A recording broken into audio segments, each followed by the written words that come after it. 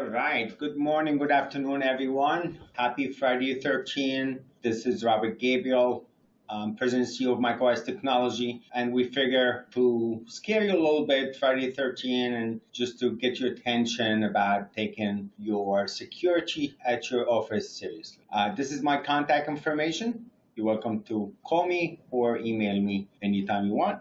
Just a disclaimer, anything you learn in this seminar and any other seminars, Microwise cannot be held responsible of loss of data or revenue. You need to verify the information yourself. This is the agenda today. We're going to talk about what are the best practices to protect yourself and what else other than the most common attack, which is ransomware. We're going to talk about the threats, how to prevent it, what are the things that you should do that other people are doing to protect themselves. I also have on the call with me today is Johnson McCarthy. Johnson is the Microwise Director of IT. He will be with me to cover me up if I say something wrong or you need to clarify something.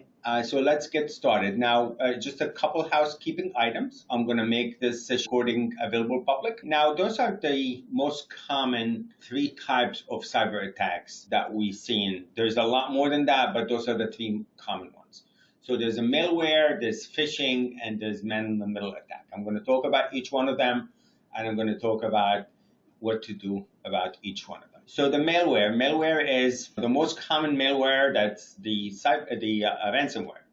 So you might have heard it on the news. You might have heard it. You might seen it yourself. You might seen a friend of yours office get attacked. It's really bad that I constantly get at least one call a week where somebody get attacked. It's becoming very serious, and it's becoming really lucrative for hackers to do it because they're getting very sophisticated. So what they're doing is they're encrypting your computer and they're encrypting all your network, the server, the workstations. Now they're getting into your backup. So even if you have a backup, it's not 100% secure because your backup is still connected to the computers or to your network, and they're get into it and attack your backup. So now you don't even have a backup. Let's find out what should you do and what should you avoid. Now, other than it's embarrassing to pay money to hackers and criminals, it's destructive. Even if you're willing to pay the ransom, it might take you a week or two to get your files back. And they might not honor so they might get your money, they might not honor it because you're dealing with the lowest of the lowest after all. Now, so what can you do to prevent it from happening? Number one is verify your backup. What does that mean is many times I speak to people and they said, oh, Susan is doing a backup, or the doctor is doing a backup, or my IT company is doing a backup. But what exactly is getting backed up? Is your X-ray imaging machine is getting backed up? Is it your Medisoft getting backed up? Is it your patient information is getting backed up where you have pictures of patients? So what exactly is getting backed up? And are you double checking that it is getting backed up? Now, just getting backed up is no longer enough. There's, you gotta make sure it is verified. I will have a checklist for the backup in a minute. Now, the most common way to get into your computer is emails. So I get at least 10 emails a day where they're pretending to be my bank, or they're pretending to be a fax, or pretending to be a voicemail, or pretending to be an invoice, or you name it, I get it. My email is published everywhere, and I'm a constant target, and I get a lot of email, and I'm sure you do also. So you want to make sure that you verify the person that's sending you. If I'm not expecting something from somebody, I will text them and says, did you send me something? Also, hovering over the link that they're trying to get you to open, you can see where that link is taking you. If that link is not familiar to you, it has like a whole bunch of lots of numbers and characters, and most likely it is bogus. So you want to hover over the link before you touch it, and just be alert. Don't just open anything that you get unless you verify. And once you open it, that's it. It will travel to your computer. It will encrypt all your files. It will travel from one computer to another, to the server, to the backup if it's attached to your server. So it's really they're becoming way too sophisticated, and it's becoming really dangerous. Now, the other thing that you need to do is patch your computer. So what does that mean is computers has firmware, they have software, they have operating system. You want to make sure all of this patched. Now, all devices on your network need to be patched, from your firewall to your router to your antivirus to your operating system to your Microsoft to your everything can be patched. Why? Because hackers, they find loopholes, and patching is either to enhance something or to fix a bug. Many times that bug is a security hole. So if there's a patch available, it's important. And because hackers usually find a way to get into your computer, to your network from unpatched software. So you name it, from your router that gets you internet access all the way to your computer and your firmware that you're using on your computer. There's tons of patches that need to be done, and you just need to have them patched. Now, I understand that, not everybody has the time or the skills to patch all of that. We'll talk about how you can get it done professionally in a minute. Also, avoid physical unauthorized access. So many of you might have a computer in the exam room, and usually a computer, even the computer is locked. A hacker, if you happen to have a hacker in your office, a professional hacker can have a thumb drive. They can plug it into your laptop or computer in the exam room that's locked. And all they have to do is restart it by unplugging the cable, plug it in again. A lot of computers, when they see something in the thumb drive, the thumb drive will take over. So now the thumb drive is in control. The thumb drive is controlling the computer.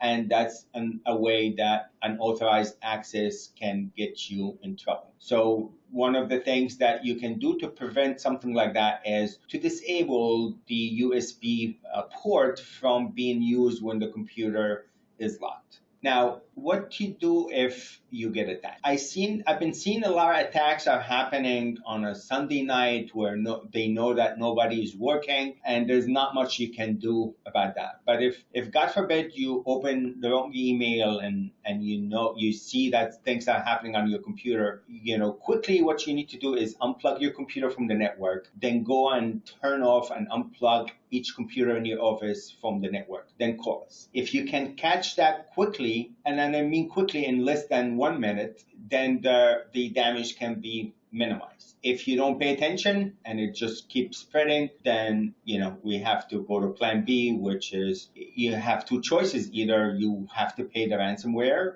ransom, which is I don't advise, or you have to restore. So we have to make sure that your backup is working and your backup is protected, because you can have a backup that gets also encrypted. People think, oh, I have a drive backup. There's, it's a tape drive. There's no way they can get to it. If it's attached, there's a way that hackers can get to that backup and encrypt it as well. Now, so this is the phishing. So we talked about the phishing, and make sure that this is the most common way they get into your computer by sending phishing. Now, you need to educate your staff and yourself about all the techniques that hackers using to phish and get information from you. Now, the phishing can come from multiple ways. So those are the common 5 ways. So email, we're all familiar with that. Also, phishing by voicemail, or phishing can also come through your phone if your phone is not patched. Also, tech support.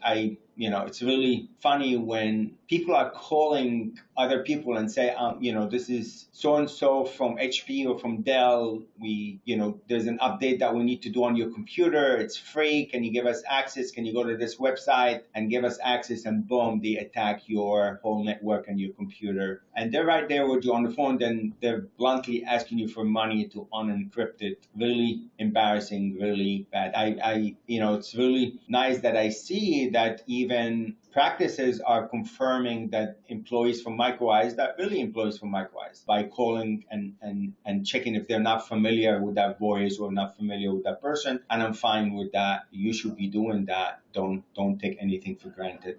So the tech support call scam is also popular. Pop-up warnings is a scam where you get something and say, there's a virus on your computer, click here to remove the virus. And, once you download something, they get you even more. Fake website. So fake website is if you mistype a website that you might be going to a different website, or we're going to be talking about the Wi-Fi and somebody can spoof your Wi-Fi traffic to attack you and attack your network.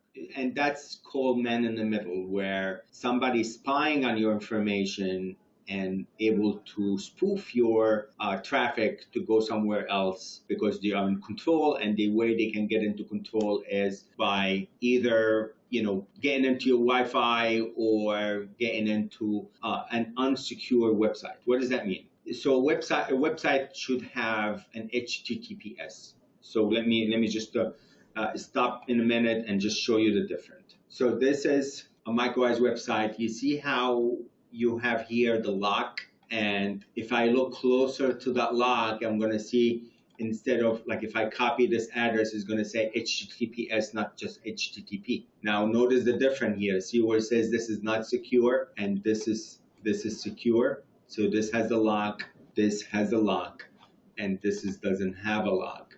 And depending on your browser, it might look different. But what you want to look for is you want to look for the HTTPS. So what happens if you go to a website that doesn't have the HTTPS? Can it be legit? Yes, it can be legit. But anything that you're typing on that website, you can get the middleman attack where that person can spy on your information and capture what you're typing. So it depends. If you just looking up something and you're not downloading anything or you're not typing anything, that's fine. It's not, it's not the end of the world, but you don't want to leave it on your screen and go, and leave your computer unattended. And also you don't want to type information on a site that doesn't have HTTPS, which is a common way to capture your information and steal it. Also, your encryption for your Wi-Fi. So you want to use a strong WAP2 encryption on your access point, because if it's not, it's easy. It can take a hacker less than 5 minutes. So if somebody parking in your parking lot for 5 minutes and you don't have a strong encryption on your access point or Wi-Fi, and your Wi-Fi is connected to your computers and devices in the office, maybe you want to give a Wi-Fi access to the patient, or maybe you are using Wi-Fi because you're traveling from one exam room to another, and you need a Wi-Fi. The Wi-Fi, anybody can just go buy Wi-Fi from Stables and connect it, and you might think that, oh, I already have a username and password. There's different type of encryption, and you want to make sure that encryption is the highest level of encryption, because it can take literally less than 5 minutes for an amateur hacker, not somebody very sophisticated. If you go to YouTube and search for how to hack somebody's Wi-Fi, you probably can get all the tools on how to do it in less than a few minutes, a half hour. You will learn how to do it, and you can just go to anybody and actually attack somebody, which is I don't advise.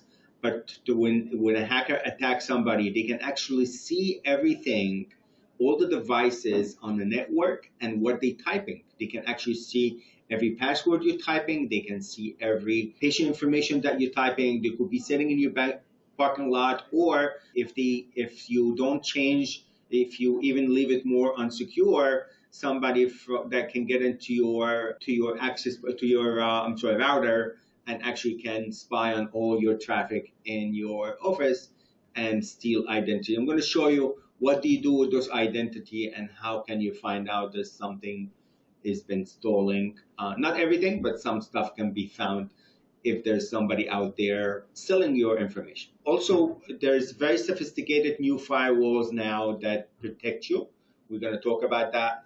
And we're going to talk about the password and the VPN, and we talked about the HTTPS.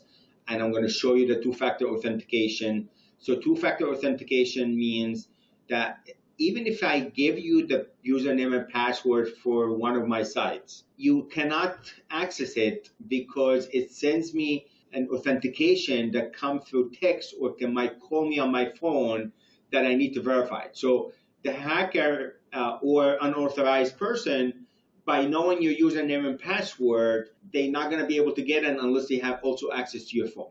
Okay, so it's just that you're making it hard. It's not impossible that a hacker cannot get, but you just want to make it impossible. We all lock our doors at night. You don't just leave your door. Well, some of you probably might be leaving your door and going to bed, but most of us do. We lock our door. Now, does that mean they're an intruder or a thief cannot get in? They still can get in, but you don't leave your door open because you don't want to be an easy target. You don't want to be an easy target for an amateur. A professional will always going to be able to get in, but at least you want to block the amateurs away from your traffic or your network. And lock your computer when you're not using it. Many times practices, they just leave the computer on, and there's people that comes at night, maybe cleaning, or you don't want to do that. Or maybe if you left your computer on and you are on an unsecure website, then somebody can get into your computer through that unsecure website. You don't want that. You want to make sure you log out of everything and you lock your computer or shut down your computer. Now, if you have a server in your office, I don't advise you shut down that server, but you should not be going anywhere on that server to browsing any website or anything like that. But your computer, it's good to lock it, or it's good to turn it off every day. It's not that hard to turn on your computer in the morning. It's a good practice to do that. Now, let's talk about what are the best practices to protect yourself. First of all, your operating system, which is, it's going to bring me to a topic today about the Windows 98, the Windows 7 sunsetting, where we need to, it's no longer supported as of January 14. I'll show you that. And we talked about the patching, we talked about the antivirus. So let me just share with you a couple of videos that kind of summarize what I'm talking about. So the first thing is a strong password. So let's watch this video and let's see if you are one of those people, and I'm going to show you what that means. Most people think their passwords are safe, but really, most passwords are dangerously predictable. Why is that? Well, most people begin with a standard password, something easy to remember. Maybe they replace a letter with a symbol, or add a capital letter. They might replace a letter with a number. Or, if they're feeling really creative, they'll add punctuation. What they don't realize is that in a matter of seconds, a hacker can crack that code and put you and your entire business at risk. How does this happen? Let's find out. Meet Sophie. She runs a busy practice and prides herself on keeping her patient data and business records safe. Between patients, Sophie takes a break and checks her social media account. She uses a variation of her standard password, the one she remembers because it's her daughter's name. Sometimes she makes the A capital, but this time she's using a symbol instead. Clever, Sophie. She doesn't know it, but she just opened a portal to the dark web. A criminal hacks her social media account and secures her exact password. Her credentials are auctioned to the highest bidder, who reverse engineers every possible variation of her standard password, exposing her bank account, employee information, and patient information. But this disaster can be avoided. Introducing Dark Web ID. We scour the deepest corners of the dark web, constantly monitoring for your compromised credentials. And we alert you before compromise turns into catastrophe. Secure your business and protect your assets today with Dark Web ID. So even some of you might be using the same thing over and over again. Maybe they add an @ sign or they add exclamation mark at the end. Hackers, once they steal one of your username and password, then they will go and have an algorithm that can figure all the different possibilities that people think about. So I'm going to show you the dark web and how people can sell your information. Now I'm not going to log into the dark web, but I have a software. It's called Dark Web ID that it can show me. The people that we do manage IT for, we kind of monitor your emails.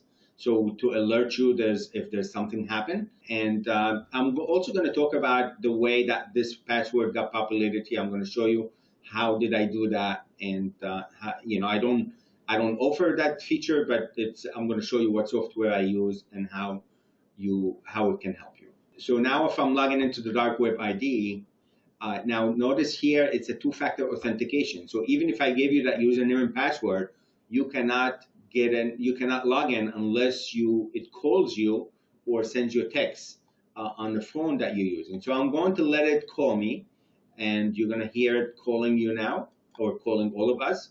I'm going to answer. Hi, to hear your two-factor authentication code for dark web ID, press 4. Thank you. Your code is 48197330. So now that code is only good for like maybe less than 50 seconds or 60 seconds. You know, that code expires. So if you try to log in, even if I give you my username and password, if you try to log into this a few minutes later, you won't be able to log in unless it gives you a fresh code. So anything crucial for you, some of you probably doing something like that where doing e-prescribing, you're familiar with the two-factor authentication, but anything crucial you want to do two-factor authentication. So I'm going to show you now is the dark web monitor. This is a monitor that I have that tells me if somebody's identity is being sold on the dark web. So I'm going to do a live check here to find just a popular organization around us. I'm going to Hackensack Hospital, and I'm going to see if somebody's hacking Hackensack Hospital's email, and I'm going to say, all right, I agree, because I'm not supposed to misuse that information. And what does it tell me here? It's giving me every person at Hackensack Hospital's email address, and it's telling me their password hint.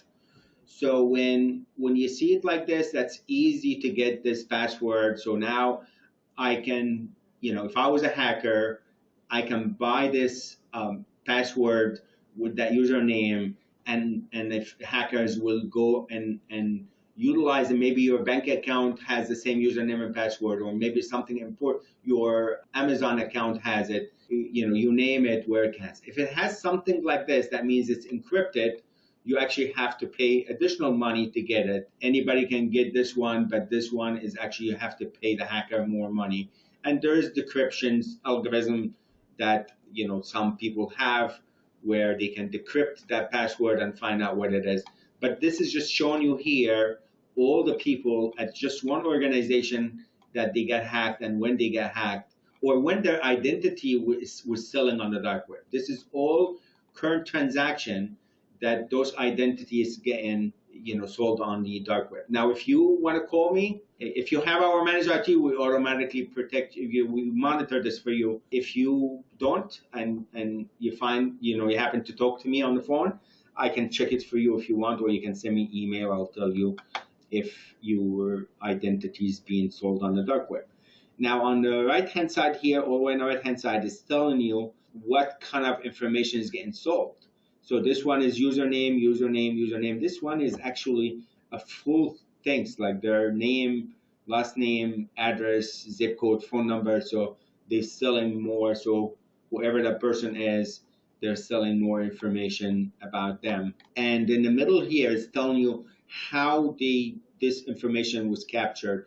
If it was a data breach, this was ID theft form. So those are forms from websites that maybe they're not secure, where you're typing information and that information somebody captured because it's not a secure website. It's a very easy trap that we all can fall in, including me. If I show you my username and password, of course I've been also a victim. But here, what I do to protect myself is I don't use the same username and password. And when I monitor my username and password all the time here, and if I know that my LinkedIn get hacked, I change the password right away, and I don't have the same username and password that I use on LinkedIn for anything else, because that's what the hacker, and it's totally different. I'm going to show you how I make it different every time.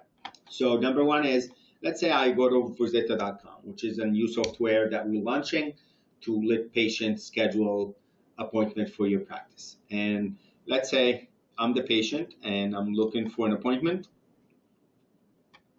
And let's say I found an appointment, and let's say I want to schedule an appointment with Dr. Bobby Gabriel, which is a fake doctor, which is me. Now, if you know your username and password, you can type it there. But I'm going to show you how I'm creating a new one and how I'm generating the password. So if I hit new, okay, so I'm creating a new name here. So let's say it's called test 5. And I'm using here a new email because I don't want to use an email that I used before. And over here, instead of that password, I'm going to have the system generate. So I use something called LastPass. So LastPass can generate that password for me, and I can make it as sophisticated as I want. So maybe I want to make it a living character. So when I do that, I will tell here to use this, and now it comes up here and say, okay, I found that you're trying to log in with a new username and password.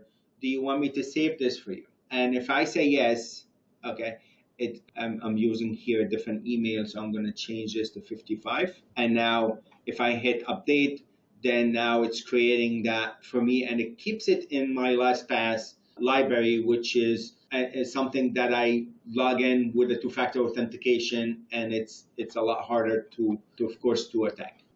So now when I register this, I accept the term. So I just created an account in a second. Now I didn't have a special character because it was a requirement here. So I'm going to add a special character, and now I'm going to register. So now the email is not matched. Okay, because I didn't have the email the same here, so I need to copy this email. It's confirming the email. So I was able to log in. Now my LastPass noticed that I'm logging. I changed the password and I want to update. So now this is been updated. So now I just logged in. I created an account and I can just book this appointment. I need to pick a reason here. So let's say it's consultation and book. Okay, so I just booked an appointment through Rosetta. I created an account, and now that username and password got logged into my LastPass, and my LastPass is, let's say it's right here, is I wanted to get into Rosetta. So now this is all my Rosetta accounts that I'm creating because I use that a lot, and I have different usernames. This is the one I just did. Now, if I want to see what I did here, I can click on my edit. If I want to see my password, I can click here, and this is the password that I just added. And also there, if I want to give access in my company, so at MicroEyes, we have multiple people that use LastPass. So if I want to give somebody access to my account, so if I click on my hit here, let me just cancel that. I can now allow somebody. So let's say I want Amanda to log in to access that account. So I can here add Amanda, and once I hit share, now she can share that. If I want Amanda to actually see my password, then I will turn this on. But if I want her to log in without even knowing my password is, then she can do that. So now let me show you how you can log in using LastPass. Okay. So let's say, let me go to Emirates, for example. So let's say I'm going into my Emirates airline and I'm launching this. So regardless if I was the owner of this or somebody give me access to it, I will be able to log in without having to. So here it's telling me that it's my LastPass. This is a simple LastPass. It generated the password. So if there was somebody at my company give me access to this without, I can log in without actually knowing the password by hitting login and get in, because the LastPass is in control. So we don't sell LastPass, but this is what I use personally. You're welcome to use it yourself to kind of like keep tracking, because what happened, there's no way anybody can remember all this username and password. So we all are a victim of just making variation of the same user and password to log into things. And this is exactly what hackers are assuming that you're going to be doing, and this is how they can get into different things in your network or in your bank account or in anything else. So once they figure one out, they might be able to log into so many things that you don't want to have access to. The next thing is I'm going to talk about is the sophisticated firewalls. and how that can help you. So, Your medical practice is growing, and that is a good thing. Expanding your staff and geographic footprint will bring on new security challenges to your practice. The larger you become, the more attractive you are as a target for cyber criminals and the threats they pose, regardless of whether your network is on-premise, in the cloud, or both. Email is still the #1 threat factor for attacks on your staff and your practice. Protecting your business from advanced email threats like ransomware, phishing, or data loss typically requires an array of solutions from multiple vendors, each requiring time and resources to deploy and manage, time and resources that you simply don't have. In contrast, Barracuda Essentials is an all-in-one solution that provides comprehensive protection against evolving email-borne threats. And Barracuda Essentials leverages a global threat intelligence network that analyzes 1 billion emails a day, continuously detecting and blocking new threats as they arise.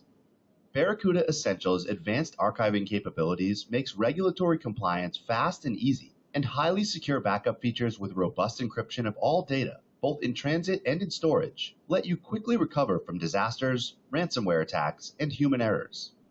Best of all, Barracuda Essentials integrates these functions into a single intuitive solution that MicroWise deploys easily for your practice. And you can have that level of protection at no additional charges, as it is a free service with MicroWise's healthcare managed IT. We can help you with making your patients safer and healthier, helping your practice to grow even without compromising security. Call us. okay, so what does that mean? All traffic goes through your firewall. So there is a sophisticated firewalls now by Barracuda that we are including in our managed IT's accounts. And it kind of, they have reports from other attacks, and if they see that the same signature coming into your traffic, they block it before it gets into your user. So it's not going to block 100%, but if it might block 99.9% of things. If it was seen, if you're the first one to get hit, then there's nothing that can protect you. But if it's something that's been attacking other people, it will stop it before it gets in to your network. And so it might stop the email, it might stop like a website, it might stop a link, it might stop, anything like that. So that's a way to protect yourself.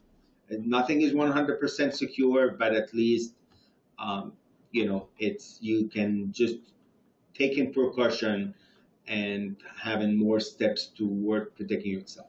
So we talked about the patching, we talked about the antivirus that can be through the firewall, or it could, you need an antivirus on the machines that also need to be updated. We talked about the strong password, we talked about the dark web monitoring. Now, all of this is something that we give you with Managed IT. If you're not already on Managed IT, let me just give you a quick infomercial about what we do with Managed IT. So we have Managed IT where it's your own equipment, and we have also Managed IT where we are actually giving you the computer and we replace it every 60 months for you, because the age of a computer should not exceed more than 60 months. So let me just show you that infomercial, then we'll... Are you concerned about cyber attacks? You should be. That's why MicroWise is offering a very affordable and comprehensive managed IT plan. With as little as $69 per month per computer, we provide you the desktop hardware, firewall, maintenance, support, updates, backup, and security monitoring. Yes, that's right. We'll replace the hardware every 60 months at no additional charges. Never lose sleep again over unexpected support charges, expensive hardware upgrades, unreliable backup, or cyber attacks. As a leader in healthcare IT service providers, we understand the challenges physicians are facing, and we have the perfect plan for you. To find out more, call us now at 20. Okay, so what does that mean is, so we had this is hardware as a service where we actually giving you the computer and we replace it every 60 months. So we have it in two different ways. We have it where if something goes wrong, we come and fix it on site. That is $89 a month per computer. Or if we do it just remotely, it's $69 a month per computer. Where many of you need to change your computers because of the Microsoft sunset, which is I'm going to talk about next. Okay, so Microsoft is sunsetting Windows 7. So if you have a computer that's been, Maybe it's 7 years old or 6 years old. Maybe it's time to change it. If it's less than 3 years old, it pays to just upgrade it to Windows 10 for probably a couple $100. But if you need to replace it anyway, you can buy your own computer, or you can consider our managed IT where we give you the hardware. I think it's a very affordable plan, and you just set it and forget it. Now, what you don't want to do is you don't want to have 6 computers in your office and manage 3 and not manage another 3, because I hear people say, oh, well, those 3 are not really used that much. But you don't want to have a loophole in your network. You don't want to have a weak link, because that computer that's not managed, maybe that's how the hackers will get into it and just, you damaged everything because of one weak computer.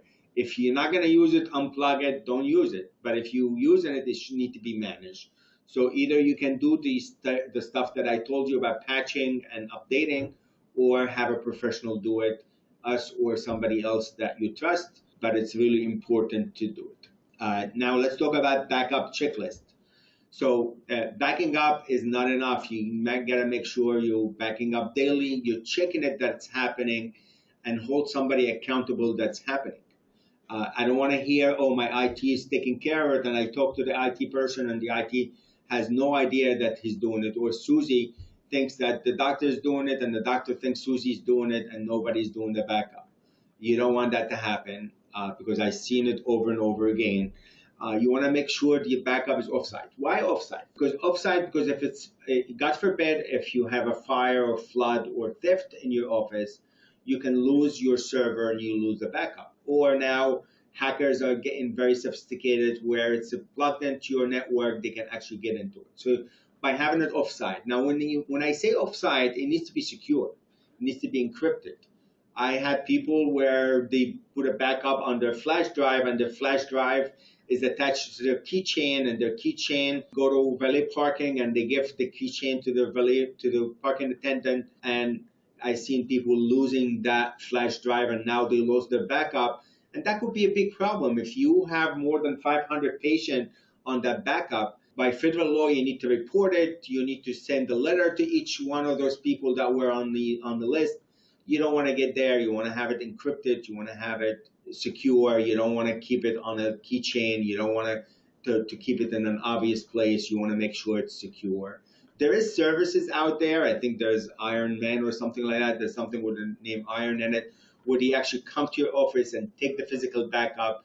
And it's an armored guard where it's almost like the bank, where they come and take your cash from the different stores. It's something similar to that. I think it's, they also handle cash.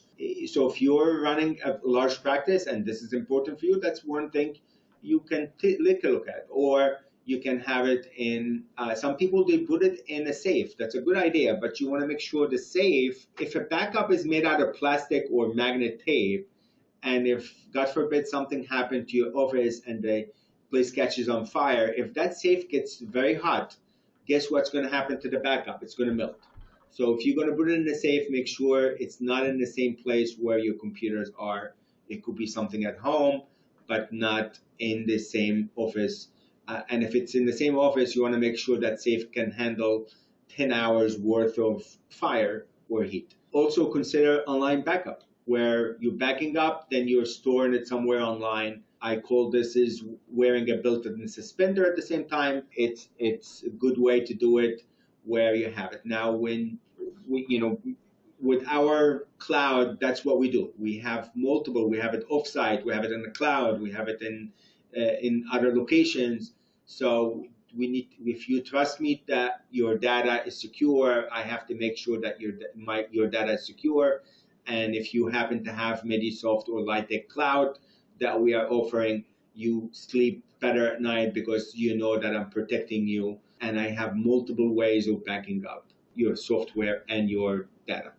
So you don't have to worry about that. If you have the cloud, at least I'm backing up your Medisoft. If you don't have anything else important in your office, then that's all you need to worry about. But if you have other things, maybe QuickBooks or maybe patient pictures or anything like that, if that's important to you, you need to make sure that that's also taken care of. I think we should open for Q&A now. There's no such a thing as a simple question or dumb question. If you have a question, please ask it now. If you rather email me, this is my contact information. You can email me. I'll do my best to answer all my email. I always do. And if you have a question that you think everybody else can benefit from, please ask it now. If not, good time flies fast. And I want to thank you so much for your business and for taking the busy time out of your schedule to attend this. It's really important. It breaks my heart when I see any of you getting attacked or their data gets encrypted or compromised. Thank you so much for your business. Have a wonderful Friday 13 and weekend, and I'll talk to you later. Bye-bye.